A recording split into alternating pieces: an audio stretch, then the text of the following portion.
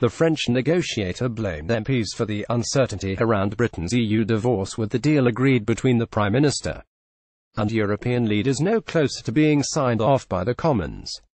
Despite only 30 days until Britain's official departure date, Mr Barnier believes Mrs May's draft EU withdrawal deal can be completed.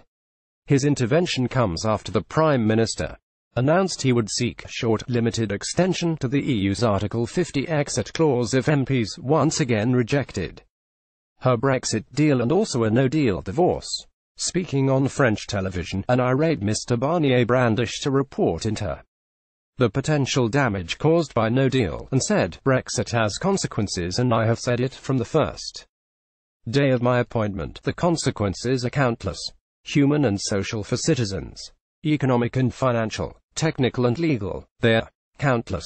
They have been underestimated, especially on the British side. It is precisely because there is a lot of uncertainty and problems that we have done this document that I have here." Mr Barnier says UK has underestimated Brexit consequences. Image SG 600 pages where, for hundreds of subjects, we propose legal answers where Brexit, like all divorces, creates uncertainties, but the EU's chief negotiator is confident the Commons will eventually agree to the terms of the Brexit deal in the next meaningful vote, which is scheduled for March 12. He said, "I think we can save this deal and that the British will approve it." Mr Barnier insisted despite efforts by Mrs May to rule out a no-deal divorce, a hard Brexit remains a possibility but not a probability. He said, "It is not accurate to say that the no-deal is the most likely scenario. It's a possibility. The no-deal is not my option, but it is a risk that gets worse as the days go by and we get closer to March 30th, the date chosen by the British to leave because they did not approve the negotiated agreement." He added, "The French government has taken many concrete and precise measures to prepare. It is not the only one.